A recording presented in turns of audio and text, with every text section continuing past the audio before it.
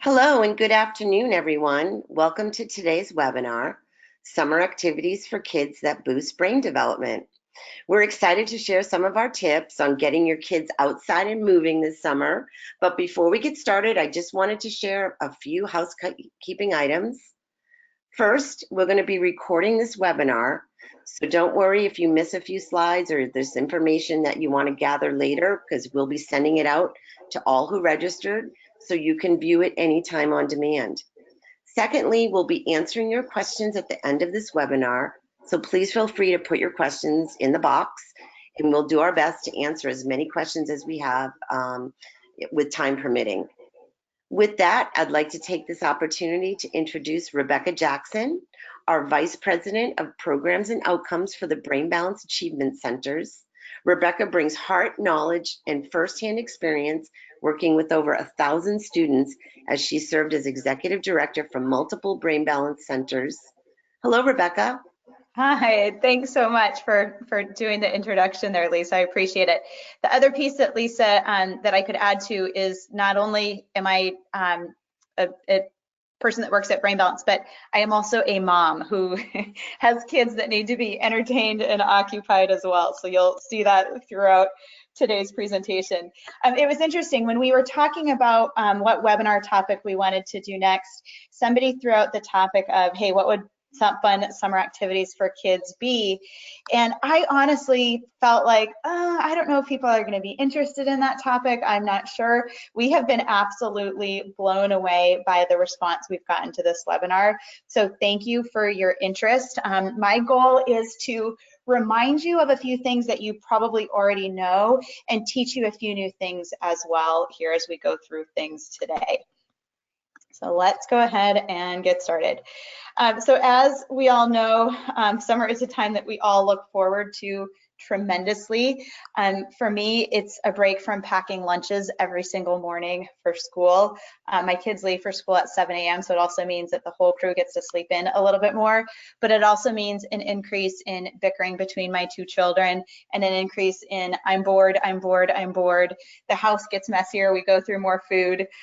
So it's, you know, that time of pluses and minuses, but it is a time that we all really look forward to. Here in North Carolina, where I live, our kids are in a year-round school, so our school break is only 5 weeks long. However, my sister and her family live in Minnesota, where they have almost a full 3 months of summer. So every summer, she's like, oh my gosh, she goes into this with almost this feeling of trepidation of this is so much time to fill and occupy. So summer can be a time of relaxation, for fun, for exploration, but the hope is to also do some what I like to think of as purposeful play, to have kids doing things that are fun and engaging, but can be hugely powerful and impactful in their development as well. And, you know, oftentimes people think about, you know, gosh, I really want to continue to work on academics over this summer so my child doesn't fall behind, or maybe this is a time for them to get caught up or get ahead. But and that's a great concept, nothing wrong with that idea at all. However, I want to press pause on that concept, because what we need to remember is good, healthy development leads to ease and success with learning and academics. So our kids spending time building and playing with their senses and exploring movement, and as they're running and playing and jumping and doing balance and doing coordination, they're building the parts of the brain they need to pay attention, to retain information, to put together a thought, to sequence a story. So don't feel like play is a waste of time. Play is what builds the brain, leading to success going forward. But today the goal is to cover some fun yet purposeful ideas to fill the summer. So we're going to talk about how movement and play help development, ways to engage the muscles, ways to engage the brain, and then we're going to talk about some of the whys behind screen time. All of us use screen time ourselves as well as for our kids. Certainly it occupies them and entertains them and engages them, but we really want to look at ways to balance that, because there are pluses and minuses to that. So we're going to do a little bit of a conversation around that as well. So first, we're going to start talking about the conversation of how movement and play help development. So I just like to quickly go through just a really brief overview of development. All babies are born with these reflexes that are instinctual. These are the reflexes that allow a baby to suck and swallow so that they can eat right away. They get a baby ready to roll, to sit, to crawl, to walk. So those reflexes are foundational for development. Then the more those reflexes are stimulated and utilized, those reflexes then build the part of the brain that allows our brain to sense sensory input. So feeling touch and sound and light. It also builds the part of the brain that starts to develop and coordinate our muscles. Then what's great is the more sensory exposure our kids have, and the more they run and play and move, the more they continue to develop the sensory and motor parts of the brain. And then they begin to develop the parts of the brain that give us body awareness. So we need body awareness to do something like, if I'm holding a baseball bat and you're pitching a baseball to me, when I'm trying to swing that bat and hit the ball, do I have a sense of where that ball is in relation to the bat and how I need to move my body to connect and hit that ball out of the park? Body awareness also impacts our ability to read things like nonverbal social cues. So if I'm feeling angry and frustrated, I might cross my arms, I might furrow my brow, I might stand with my feet wider apart, and I'm able to recognize frustration in somebody else because I've been able to sense and feel and identify that in myself. So we need that body awareness, which again is developed through lots of sensory play and motor movement and balance to really be successful in things like sports and social interactions. So then the more we work body awareness, running, playing, jumping, moving, using balance, the more we start to engage the parts of our brain that process visual information, that process auditory information, and that control our eyes to move to do things like reading, taking notes in a classroom.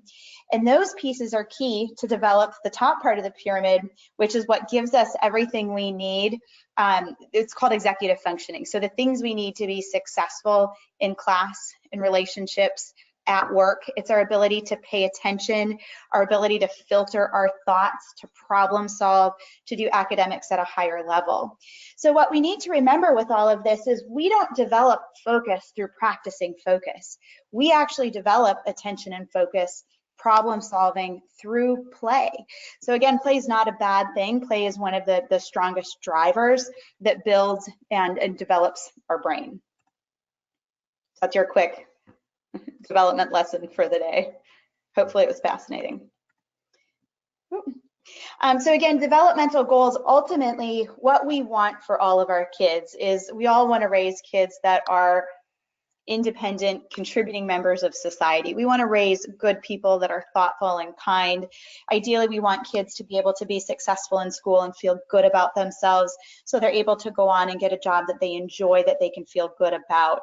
So those developmental goals, that top level of the pyramid, is really what builds focus, memory, our cognitive abilities, our organization, good decision making, inhibition. I always picture, in future years when my kids are going away to college, I need them to have good decision making, inhibition, organization. We need all of these things to make good choices in college and continue to be the great kids that they are. So we just talked about all these things that build and grow and develop the brain. And really what those are patterns of networks and pathways. And so brain starts kind of on the base and the bottom, and then through movement and engagement and play, those patterns and networks begin to move up into higher parts and higher levels of brain functioning. But what is it that engages the neuron? What turns on the brain so that we continue to build and grow? And what we know from science is the two biggest engagers of the brain are our senses and our muscles and movement. So even doing something as simple as, I love this picture of a little girl cooking with her mom, anything that we do that engages our senses or moves the body turns on the brain and wakes it up in a really powerful fashion. I always think, when your alarm goes off in the morning, one of the very first things that happens is you start to stretch. So what happens is, when you stretch a muscle, it actually fires input into your brain, waking up your brain. So that act of stretching is literally you using your body and your muscles to turn on and engage your brain. And part of what allows us to go to sleep at night is we lay down, We minimize our senses. The lights are off. Yes, we've got a blanket over us, but there's not a lot of movement. There's not a lot of change in sensation. It's dark, it's quiet, and your muscles are relaxed. That allows your brain to slow down enough for you to fall asleep. So again, the reverse, when you wake up in the morning, you stretch, you fire that muscle to fire the brain. There's a fantastic book called Spark. I can't think of the author's name off the top of my head, but Spark really talks about, it's a school district in Chicago that several years ago did a study, and they had their kids come to school in the morning kind of as a, rather than doing homeroom, they wore heart rate monitors and they would run a mile. And they studied how using the muscles prior to school impacted their grades. And what they found was there was a drop off. And so if they had their toughest core class right after they ran, they saw an improvement in that score. And then that benefit tapered off throughout the day. So we don't know exactly how long that benefit lasts for. But the bottom line is that book, through its research, was really validating that concept of using our muscles turns on our brain. And we need our brain for paying attention, for remembering, for regulating yourself. We all have moments where we get frustrated and upset, but by using our muscles, it turns on the part of our brain that says, okay, I'm upset, but it's not appropriate to throw myself down on the floor and kick and scream, even though I really want to. So remembering that we can set our kids up for success in their behaviors, in their focus, by using their muscles. So if you have an event coming up, we use this example, I think in the last webinar, is, you know, maybe you're going out for dinner with grandma and grandpa and you're going to a nice restaurant and you really want the kids to behave. Doing something physical and active right before that is going to wake up their brain, so they're going to be more apt and more equipped to have better attention and focus, to have a little bit more restraint and impulse control. You can also use this if you have a point where your child is at that point of you know, about to melt down, or they're getting really frustrated and upset. We have a trampoline at our house, and so if I see that the kids are really starting to get at each other, having one of the kids say, hey, why don't you just go take some quiet time to yourself? Why don't you just go out in the backyard and jump for a little bit? Using the muscles and taking that quiet time can give your child the space to kind of reset. And again, turning on the muscles is going to turn on the brain, giving them a little bit more control over things. So keeping in mind that how we turn on and engage the brain for growth and development is through senses and our muscles. So what are ways to engage the muscles? Obviously, there's a million things that we can do to use our muscles. And again, the benefits behind using our muscles is it helps with attention and focus. The old adage that teachers would say to us in the classroom of sit up to pay attention is true. When you look at the brain on a functional MRI as a brain scan in motion, we can see that when we engage our core muscles, it lights up areas of the brain that help with attention and focus. So again, working our muscles helps attention and focus. According to the book Spark and the research that they did, it can enhance memory. It can help us to regulate and kind of recheck ourselves when we're starting to get frustrated or upset. It also builds strength. And I've seen in my own kids is engaging the muscles and doing physical activity builds confidence. This is a picture of my daughter last summer. One of the neat things that we did is we had the kids participate in a triathlon. It was raising money to help kids that are cancer patients, their families with bills. And it was such a neat thing where it pushed their comfort zone. It was something a little bit different. It pushed them. It was full on swimming, biking, and running. But the level of pride they felt when they were done to raise money for a good cause, knowing that they pushed themselves to do something really challenging and difficult, it was so neat to watch that confidence. So again, you can get creative with ways to engage the muscles. Have the kids build their own obstacle course. There's great things, you know, you can take everything from cardboard boxes and tape or sticks and things in the backyard for them to build, where they've got to sprint and run and jump over things. We have an agility piece that literally hangs between two trees on a slack line that has various things for the kids to climb and play on. And so it was something that we found on Amazon for very inexpensive. But I love not just buying things for the kids and providing it for them, but having them use their creativity to come up with ideas. Freeze tag is a great way to spike the heart rate where kids have to sprint, and there's power in that recovery time. So each time the heart rate and breathing accelerate, the systems in our body that calm and regulate us have to kick in to slow down that heart rate and slow down that breathing.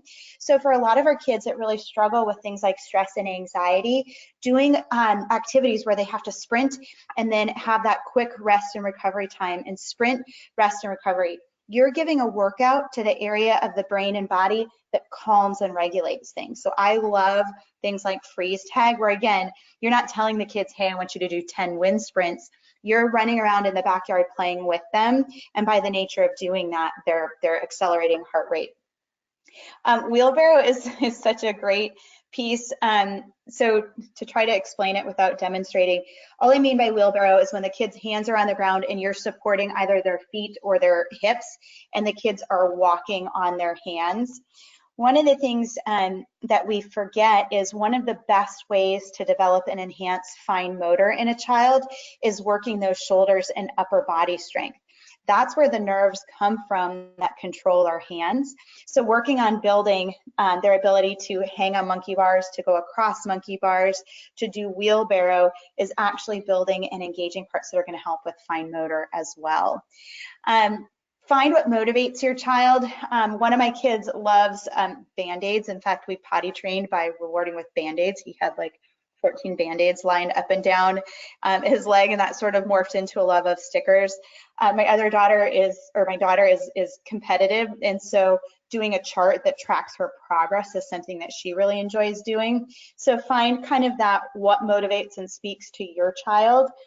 So maybe you start a chart saying, okay, what have you done today to engage the muscles, and a way to track or reward progress over time. One of the pieces that I want to point out that I've observed over the years is I've watched where sometimes it can be easy to use exercise as a punishment. So, you know, the kids are acting up, you're being a pill, hey, I want you to go run 3 laps around the house. We want to really create a good feeling around exercise. We don't want to create exercise and movement to be something bad and negative for our kids.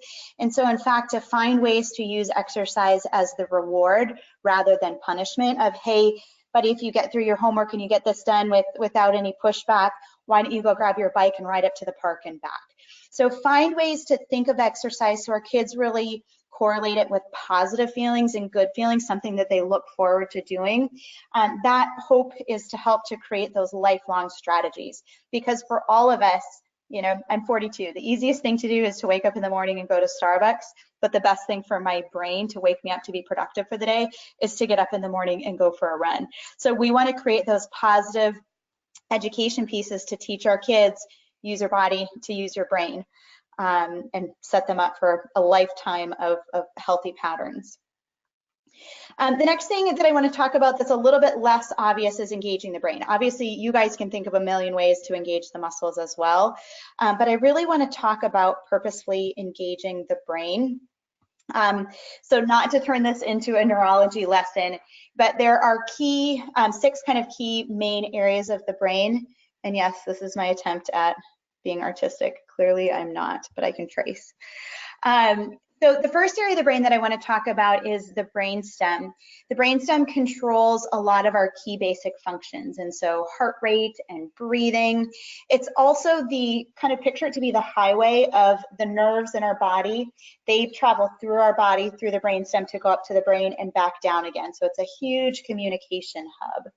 So doing things where we have our kids do deep breathing, and deep breathing can be, you know, that yoga meditation, deep breath in or out. Deep breathing also happens when we accelerate that heart rate and our body needs more oxygen throughout. So doing things, again, that feel fun to the kids, that drive up their heart rate, can really help to engage deep breathing, turning on this key area of the brain. Another thing that can help, just to bring activation and awareness to this area of the brain, is talking about our feelings and identifying them. So we watch our kids, and you can see, with my daughter, I can tell if she's gone too long without having protein, she'll start to get a little more negative in her behavior and a little edgier in her comments. And so having the kids stop and identify, what are you feeling right now? Tell me about that. And trying to do it in a way that, doesn't annoy them, which I haven't mastered that. But getting the kids to stop and think about, what, right now I'm feeling really crabby because I'm so hungry that I can't even think straight. So stopping to think about how you feel, and if they're old enough and able to, attaching the why behind it, can be a really positive, powerful thing that, again, is going to help with a lot of pieces going forward.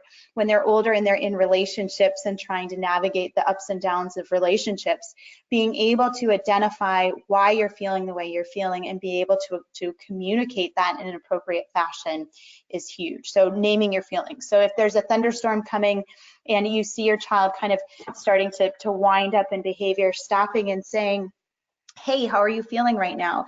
And you can model it saying, you know what, I'm feeling a little bit worried right now, but I know our house is really safe and strong, and so I know we're going to be okay. But right now, I'm feeling a little bit worried.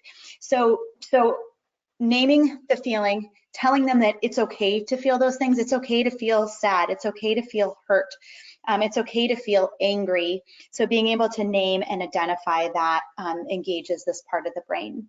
Another way to engage this area of the brain is uneven surfaces. So time spent at the beach is actually fantastic for the brain. So if you haven't booked a beach vacation, there's a really good reason to.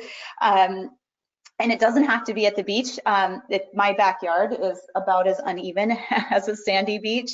So having the kids spend time barefoot on uneven surfaces. The bottoms of our feet have just about more receptors than anywhere else in the body.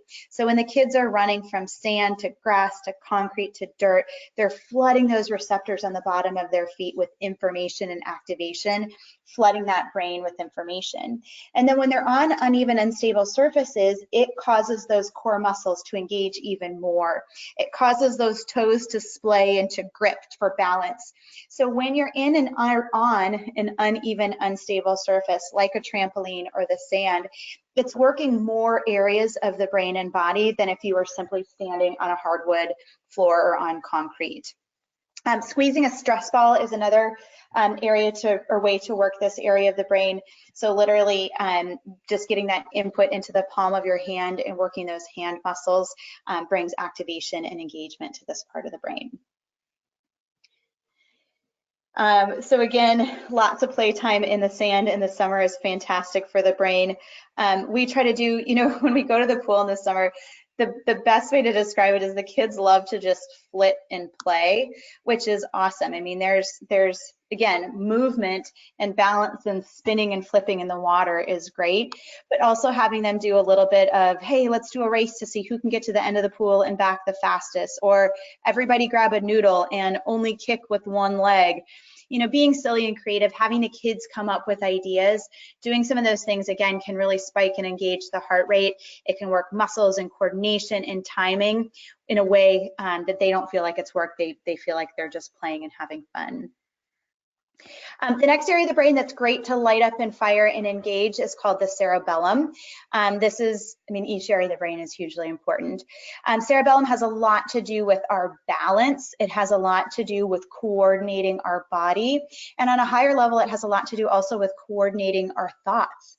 And so in order to lead our kids towards success in sports and academics, engaging the cerebellum becomes really important, because before we can really engage and coordinate our thoughts, we've got to first be able to engage and coordinate our body. And before we can engage and coordinate our body, we've got to build and develop our muscles. We had a ton of fun last summer with, I got the idea actually from my sister.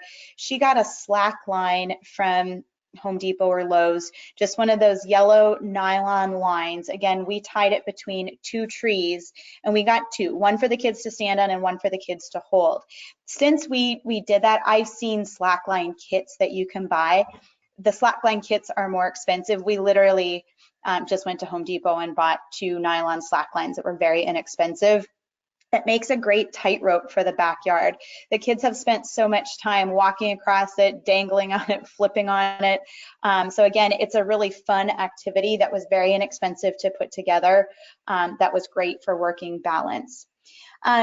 I love having the kids do anything that involves coordination and timing. So doing something like a hula hoop. In order to be successful with the hula hoop, you have to have the right timing in your hips. Dribbling a basketball, if your timing is off, you're going to struggle with that. So doing anything that involves timing, even learning to pedal on a bike involves that timing between the left and right side of the body. So biking, swimming, you've got to coordinate the full body with all four limbs in coordination and timing. So working on any of those areas works coordination and timing. And again, you can get creative, silly, fun with this. You can have the kids at a higher level trying to dribble two basketballs at the same time, doing hula hoops on their wrist rather than their waist. Again, core muscles, doing an obstacle course. Anything with balance, so roller blades, ice skating, the slack line. This is actually our backyard. After we had a couple hurricanes that came through the area last year, so this was our backyard flooded after one of the hurricanes. But this was, the top is just a slack line. So again, that flat nylon piece that you tie around the trees and you kind of clamp them down to hold it in place. And this was just an inexpensive kit that we got on Amazon. So these different pieces clip onto it. The kids and neighbors spend a ton of time playing on that. My goal this summer is for me to master getting across it. I haven't yet. The kids are so much better at it than I am. The next area of the brain that's great to engage and stimulate is called the occipital lobe. The occiput is in the back of our brain and is huge for visual information. So we use this part of the brain to perceive what we see on a page. So reading, doing activities like Where's Waldo, or the books where you've got to find the hidden objects. Games where you have a picture or an image and you only show part of that image and the child has to guess or identify what the rest of the image is, really works and engages this part of the brain. So they try to perceive what it is that they see with just a little information, and then their brain has to fill in the blanks and really think to extrapolate what they think that picture is really going to be. Also on a rainy day, doing, or around bedtime after dinner time, doing speed card games is a ton of fun. That's really working that visual processing and reaction time. Spoons is something that we've had a lot of fun with at our house, where it's not highly complex, so lots of different ages can play, but again, it's perceiving visual information and fast reaction time. Spot It is a great card game that you can get for really inexpensive at a lot of toy stores, where you're having to find the object that matches on two cards. So again, doing activities that are visual and that are speed-based, and spending time reading is a great way to activate and engage this part of the brain. Next part of the brain, the parietal lobe. This part of the brain has a lot to do with our sensory perception. So touch, taste, smell, our visual spatial ability. What's also really interesting to me is this part of the brain is also highly involved with math. So what I love is lots of sensory play actually strengthens the parts of the brain that help us with math. So doing better in math is not always just a matter of memorizing your math facts, but lots of play and movement, again, can help build the parts of the brain that allow us to learn those pieces and use that aspect of the brain more easily. So again, like we said earlier, there's huge value to running around barefoot, playing in lots of different textures, sand, bubbles, dirt, have the kids dig for worms in the backyard or help you weed in the garden. A really random goofy game is if you take a big Tupperware container and dump in a bag of uncooked rice, then in that container with the rice, if you get a bunch of safety pins, obviously make sure the safety pins are closed, and you can even do the big safety pins. What you do is you close your eyes and with your hand, you try to find and pull out as many of the safety pins as you can. We did this activity as a work game one day in one of the brain balance centers, and the staff had so much fun with it. And I describe it and it sounds so easy and like it's no big deal, but being able to find and identify all those safety pins is actually much more difficult than you think. But it's really really causing you to pay attention to what it is that you're feeling. So bringing awareness to sensory perception as well as that area of the brain. You can also just play silly games with your kids where they've got a blindfold on and you grab something and you hand it to them and they've got to identify what it is. And so is it, you know, a stuffed animal that's a bunny? Is it a water bottle, a pen, a sock? You can get creative and have them do it to you as well. But identifying objects by touch is a great way to activate and engage this area of the brain. I also love combining physical activity with a cognitive activity at the same time. So what I mean by that is if you've got a child that loves and is able to jump rope, having them do something like say the alphabet while jump roping, or if they can do that easily, say the alphabet, but they're only saying every other letter out loud while jumping rope. Have them do math facts or have them count to 100 by threes. Giving them something to think about, even if it's not terribly difficult, while they're doing something physical is distracting the brain. And we want our brain to be able to function successfully even while distracted. We want our brain to be able to multitask. When a child is sitting in a classroom at school, they're not using one part of their brain. They're using the visual part of the brain to take in visual information. They're hearing and taking in auditory information while they're using core muscles to sit up and fine motor to take notes. So we want to build a brain that's able to multitask because that's the way we use our brain in real life. And so figuring out ways to kind of load the brain. So if they're playing on the slack line in the backyard doing balance, again, having them sing a song with every other word or say the months of the year backwards, or the what doesn't matter. It's just giving them something cognitively to think about while they're doing a physical activity. Another great way to work this area of the brain is using maps. Now it's funny, growing up, you know, when you were finally old enough to sit in the front seat, and I was the oldest of siblings, so that was always a big deal to not have to sit in the back with my sisters. If we were sitting up front, my dad would have you grab a map and read the map and tell them where to turn. And I hated doing this because this part of my brain is awful. So I'm glad that he did it because I can only imagine how much worse it would be if I hadn't done that.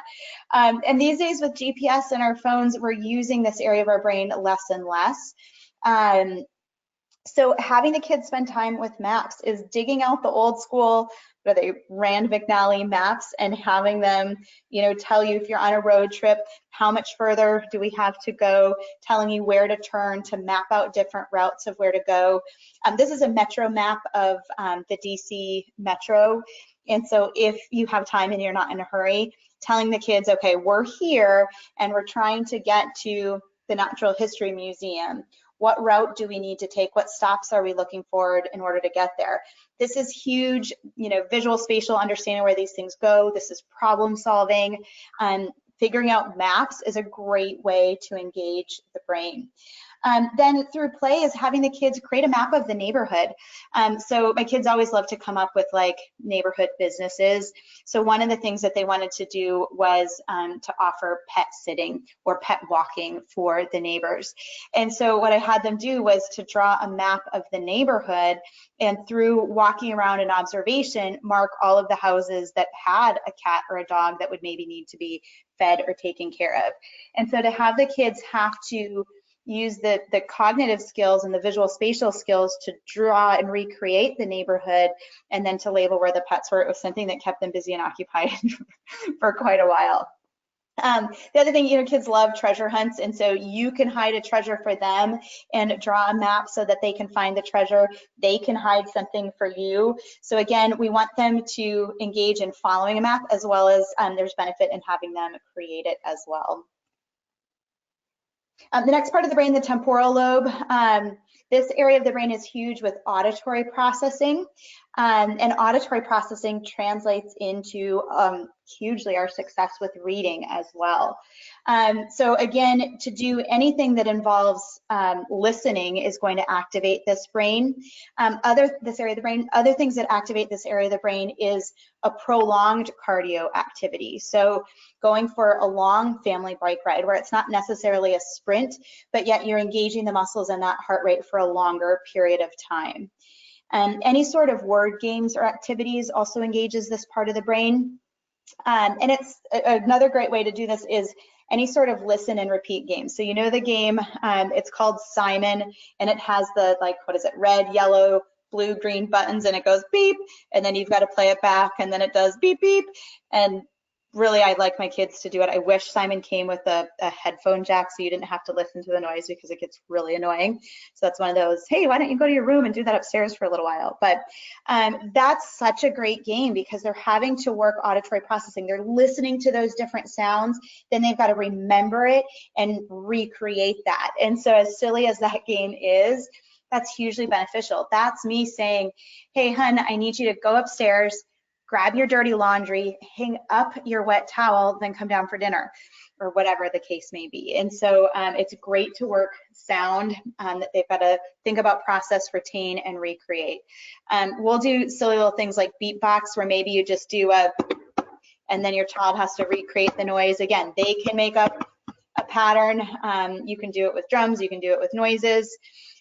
There's the grocery store list game, where this is great to do when you're driving around in the car. Is, you know, I'm going to the grocery store and I'm getting apples.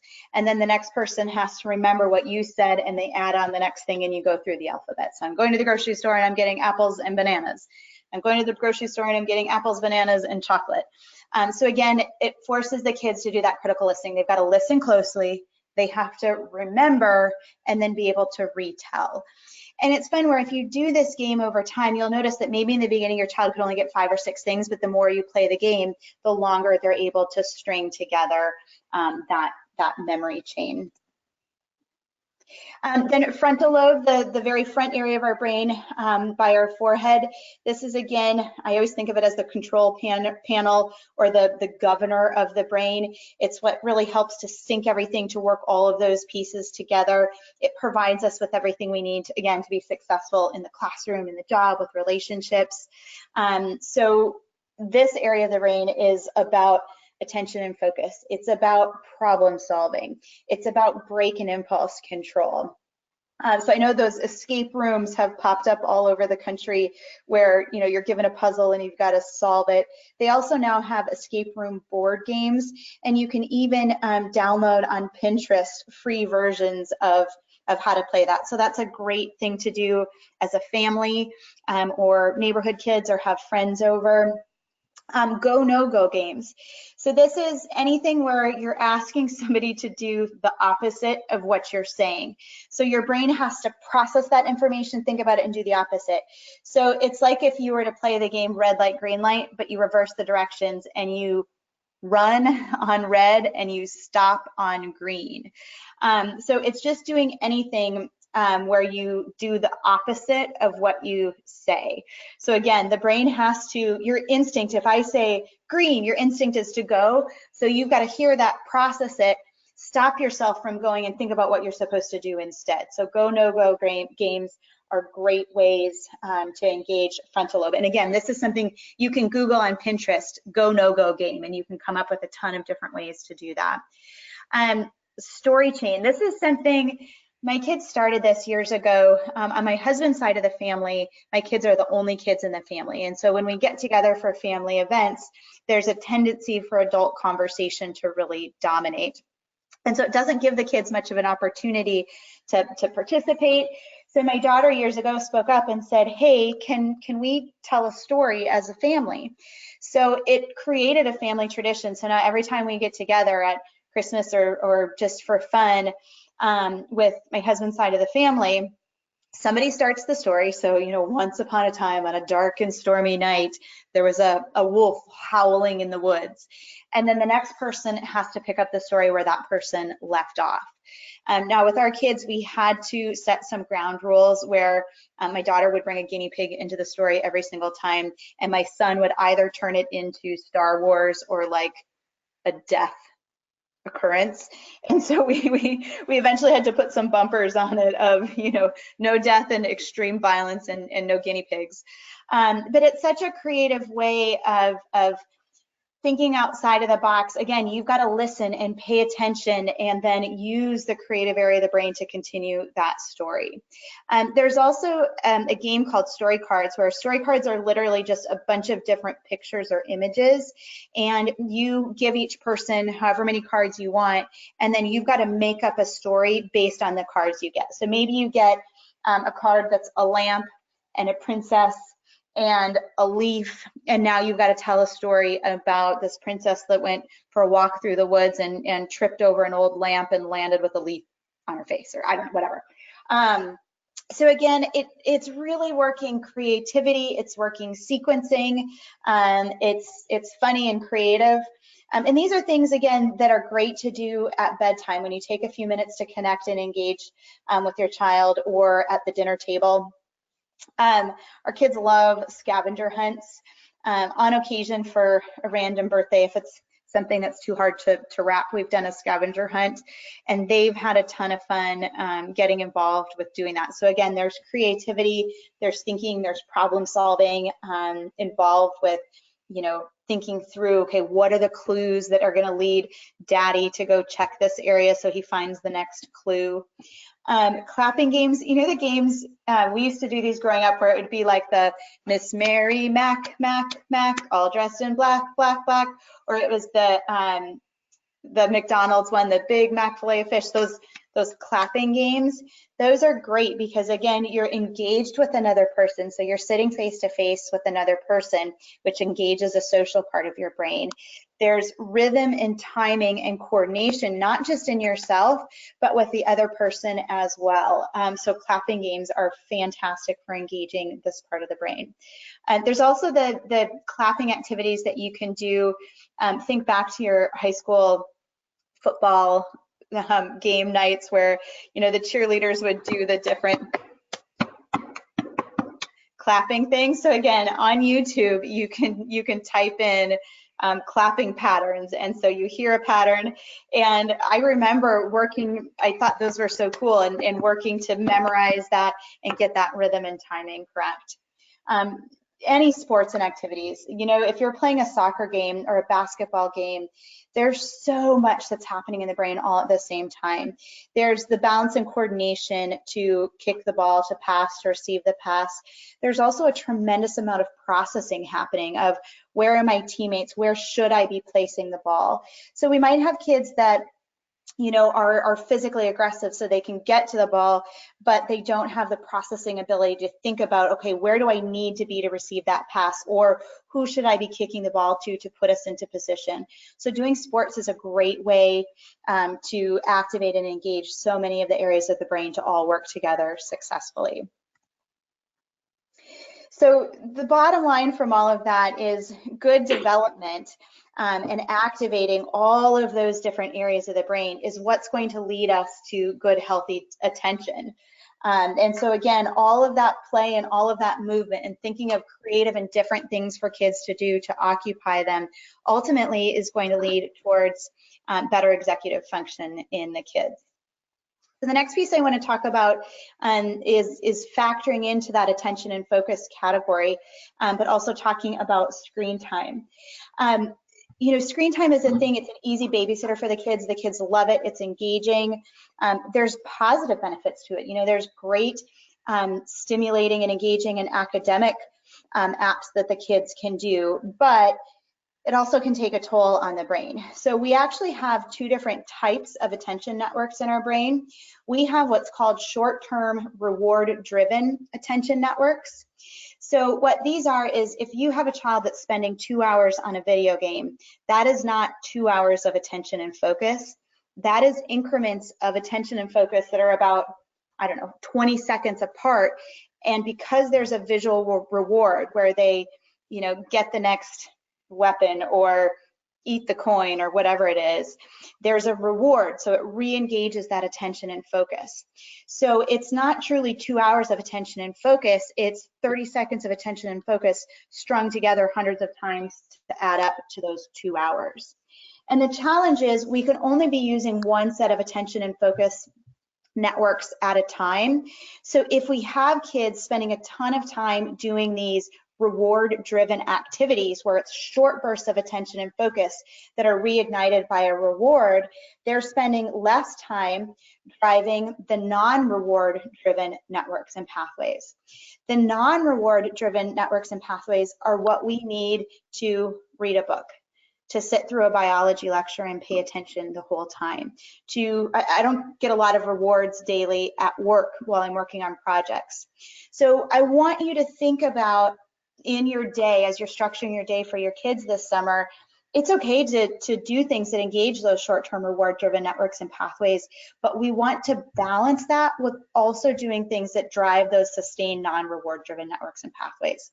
So sometimes it's okay to let your kids be bored. That's actually really important for them to have time where it's not constant activity, constant excitement, because in their boredom is oftentimes where that creativity is really going to come out. And so throughout your day, balancing that of, yeah, it's okay for you to do a half hour or an hour of video games, but first you're going to move your muscles. First, you're going to do something quiet, sustained. And there can be fun things that are quiet and sustained. I love reading a book. Some people really enjoy puzzles. Some people enjoy gardening. But if we're not purposefully having our kids engage in those activities, they're not going to love it because they're only going to primarily build those reward-driven pathways. And the nature of a healthy, balanced life is not only doing reward-driven pieces. And so keeping that in mind, again, to try to find some balance for your kids of not all screen time is bad, but we want to also build those long-term pathways to be successful in the classroom. So hopefully that kind of gives you a sense of how these different areas of the brain, different ways to engage it through getting the kids outside and playing, also quiet activities that you can do inside on a really hot or a rainy day. Then, you can imagine if for whatever reason these developmental pieces don't come together appropriately, it's going to result in gaps and holes in a child's attention and focus in their behavior. I'll go through this quickly because I don't want to take too long, and I want to leave time for questions at the end. But for kids that for whatever reason there were gaps and holes in that development, that progression of development was derailed for whatever reason, it will impact their attention and focus, their decision making, their ability to retain information in school. So that's what we do here at Brain Balance is we're focused on identifying those gaps and holes in development so that through specific physical activity and balance, through doing all those things that really engage the brain, we're able to address those gaps and holes, leading to more success in those higher level functions. Brain Balance also is complemented by an academic and a nutrition program as well. That's all a part of our comprehensive program.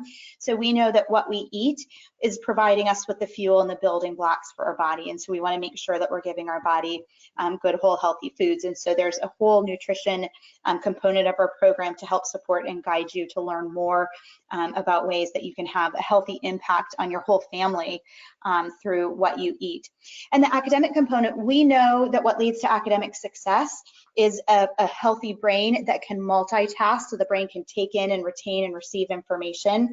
But then we also do some particular academic activities to help solidify that. And so really working on pieces like critical listening, listening comprehension, some literacy core components, even some social emotional developmental pieces so that we can work on identifying feelings in an appropriate way to handle those pieces. And what we see is when those gaps and holes in development are addressed, we do see positive change in output in those higher level functions. So why what we do at Brain Balance works is because we focus on the root cause of many struggles. Those weak brain connections impact your ability to function. And we know that what builds and strengthens those brain connections are movement and senses. And we just do that in a really particular way at Brain Balance to address those particular gaps and holes. We do have a personalized 8-week program for our college students. Our younger students, that program goes a little bit longer than 8 weeks, and how long just depends on the particular child. So for anybody, if you have any concerns or areas of development that you're worried about, if you notice that there's inconsistency in your child and some of their behavior skills, you notice maybe that there's some functions that aren't on par with their peers, those can be red flags that there's maybe a little something going on. It doesn't mean that there's anything wrong or broken, but again, it may be a red flag that there's gaps and holes in development that can be addressed. Our assessment usually takes about 90 minutes, so 1 to 2 hours depending on the age of child and how fast they work. So on average about 90 minutes. And that assessment allows us to pinpoint where and if there are areas of concern, so that way we can talk about anything that needs to be addressed to help things be more successful going forward. So just a recap summary, here was just some activities that you could do in one day. So the idea is in one day, engaging every single part of your brain. So you can start the morning with stretching and then wheelbarrowing down the hallway to get to breakfast to engage your muscles and turn on the brain. You can do some swimming relay races to spike that heart rate and use the muscles for the brain stem. Spending some time doing some hula hoop or dribbling a basketball, doing some timing and coordination work.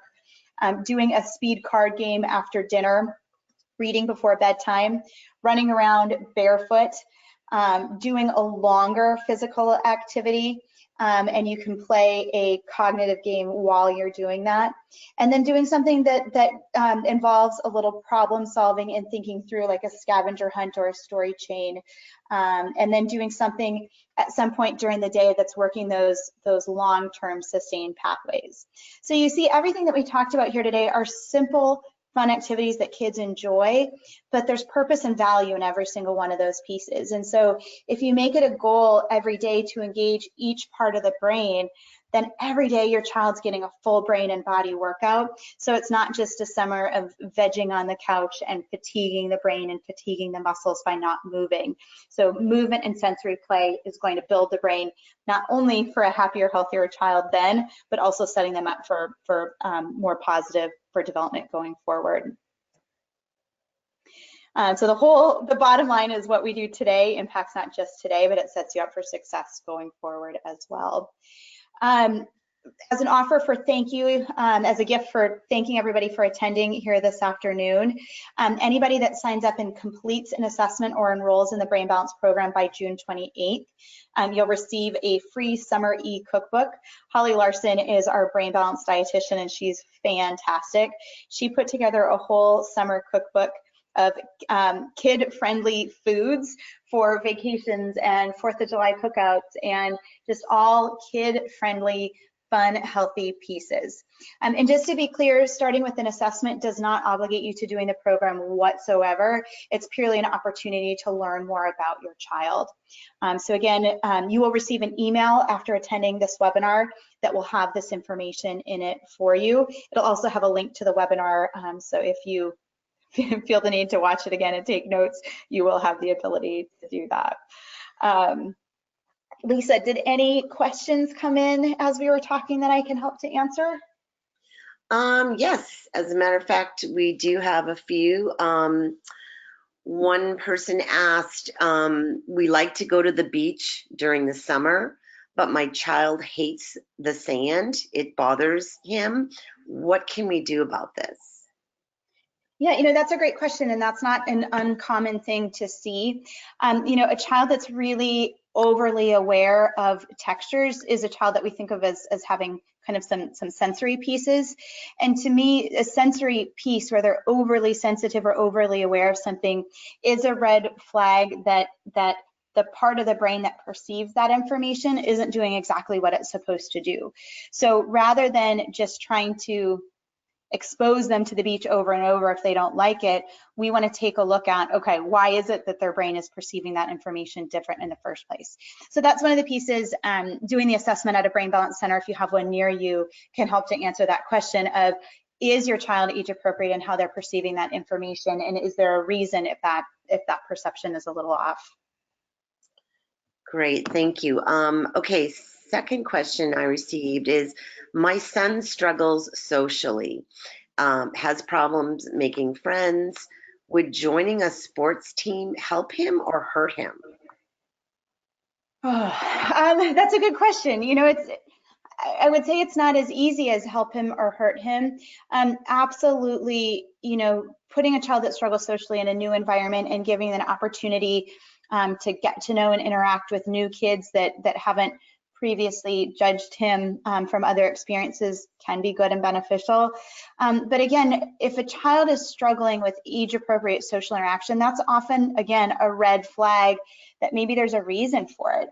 Maybe they're not picking up on social cues the way they should, and that's an aspect of the brain and development. So to me, the ideal would be to address the underlying development and then put them in a new social environment, giving them an opportunity to then kind of practice using those new strengthened areas of the brain. I don't know that it would do any harm putting a child in a social environment before they're ready, but I think being aware of the expectations. You know, what we see all the time is just because my child is 10 years of age doesn't mean that all of their behaviors and functions are 10. And so sometimes we might have a 10-year-old at Brain Balance who developmentally in some areas is more like a 6-year-old. So what would social interaction on a sports team look like in a 6-year-old? But the problem is we tend to set our expectations off of the child's age, not their development. So I think just being really aware of appropriate expectations for your child based on how your child acts, rather than just focusing on, well, you're 10 and a 10-year-old should do this, really saying, okay, you know, and sometimes watching who your child gravitates to age-wise in play. If you're in a neighborhood with a lot of kids and your child tends to gravitate towards kids 2 years younger, that can sometimes be a red flag that maybe in some aspects of development, not everywhere, that there might be some immaturity there. That was a long answer, sorry. No, that's good. That's really good information. So I had another question that came in about quiet activities. So they were talking about, oops, sorry, I just lost that one. Oh, my child, there's a 7 and a 10-year-old. I have a 7 and a 10-year-old, and we struggle with that sustained activities that you discussed. Mm-hmm. Puzzles aren't usually their thing. Do you have any further ideas for quiet activities? Yeah, and I don't know that you're going to like it, but sometimes providing the kids with nothing, they're going to come up with something on their own. You know, my kids, I don't like puzzles either. So that would be like, which again, the part of my brain that doesn't like maps also doesn't like puzzles. It's the same thing. I should do puzzles. You know, something as simple as take a cardboard box from the garage and let the kids make a fort out of it. You know, creative play, you know, they made a train out of a refrigerator box and decorated it, and that was days of entertainment. There was fighting that went along with that as well, as per having kids similar ages to this story. You know, my kids also just, again, giving them the space to be bored is, and having no technology at their disposal, because technology is automatic entertainment. And so taking it away, for our kids, we don't keep the technology out and available. They get it, you know, on, I don't even want to say a special occasion, because they get it more frequently than not for sure, but it's just not there and available. So when they're bored, they don't grab the tablet, but they might grab a piece of paper and draw a picture or write a story. But again, if we've had a period of time where they've had a ton of technology, and we tend to use it a lot on like long road trips, when we get home, that's when I get lots of, I'm bored, can I just have my tablet? I'll just do it for a little bit. And then when we get that out in a way, and the longer it's been away, the less they ask for it and the more they get creative. So, you know, sock puppets or cooking or drawing or playing a board game, all of those things. And again, kids that are used to having a ton of technology, they're not going to want to do those things at first, but if there's nothing else there for them to choose or do, they will eventually figure something out and make it work. Great. We have time for just 2 more questions. So I'm going to ask them now. One is, what is your opinion on the importance of a daily routine in terms of a child's summer schedule? That's a great question. You know, we actually, the webinar that we did last month was talking about, Lisa, I forget the name of it, but it was like I don't know, top tips for a successful summer. And one of the things that we talked about was a structure and a routine, especially if a child has any sort of gaps and holes in areas of development. That child may need a routine even more so they know what to expect. And it's so easy in the summer to get off routine. So still making sure that the kids have enough sleep, that they have chores that they're doing first thing before they play. I love doing a visual, you know, on a dry erase board, put up a schedule so kids can see, you know, these are the things I need to get done today. And you can map out a schedule for a week of, we're going to have some social time. We're going to have some bored down quiet time where neighbor kids aren't over. So absolutely, I'm a huge fan of structure and routine. But we also need our kids to be flexible. I don't want to change the environment in order for my child to be okay. The reality is plans change last minute and we've got to roll with it. So I do think structure is good, and doing things like sticking to really healthy eating and sticking to a good schedule for sleep sets your kids up for more success. So when you go do these fun things, you're able to enjoy them and you don't have an exhausted kid that's melting down, because that's not fun for anyone. Great. Great. And I went ahead and I put the link in the chat box. So if you all want to just copy that link and you can review that other webinar at your leisure, there's a lot of great content in there as well, just as Rebecca was discussing. Perfect, thanks, Liz. And there was a little bit of overlap between the two, but for the most part, we were talking about different things. I did talk about the attention pathways in both. I talk about that all the time because I think that's so important, not just to say, hey, minimize screen time, but to really understand why I think it's so powerful. And that's a great segue into our last question today. And it states, you talked about video games for screen time, but what about kids that just like to watch TV or YouTube? How does that affect their brain? Yeah, great question. So again, when we're watching a screen, that's still, you know, TV shows and cartoons are doing the same thing. They're still hitting those reward pathways. And so even social media is hitting those reward pathways. So unless you're just reading a book on a Kindle, that to me is not the same kind of screen time. Watching a TV show, watching a YouTube video, watching a video game, those things are actually enormously fatiguing on the brain. There's so much visual information and stimuli that your brain is having to process. And 90% of the time, there's no muscle engagement or movement happening while you're doing that. So when you're vegging out on the couch, you're turning off the part of the brain that does regulation, break and impulse control, and you're fatiguing the brain. So you're going to notice with your kids, you're almost always going to get the worst behavior after a long chunk of screen time, whether it's video games or TV. And so when you say, you know, hey, bud, it's been too long, I need you to wrap up that game, you're going to get, no, I don't want to, and you get the meltdown. And it's not just because they want to continue playing the video game, but they've fatigued the part of the brain that regulates their behavior. They haven't engaged it. And so a great strategy is before and after kids do video games or watch TV, that they do something to use their muscles. And that's a survival strategy for a parent, so that when you say, hey, it's time to turn off the video game, that you don't get the drama and the meltdown because they haven't fatigued and turned off that part of the brain. Great. Well, that's all the time we have today. Rebecca, great job. Thank you so much. Such useful information. And I think that's it. So everybody have a great day, and we'll see you again. Almost summer. Great. Thanks, Lisa. Bye. Bye-bye.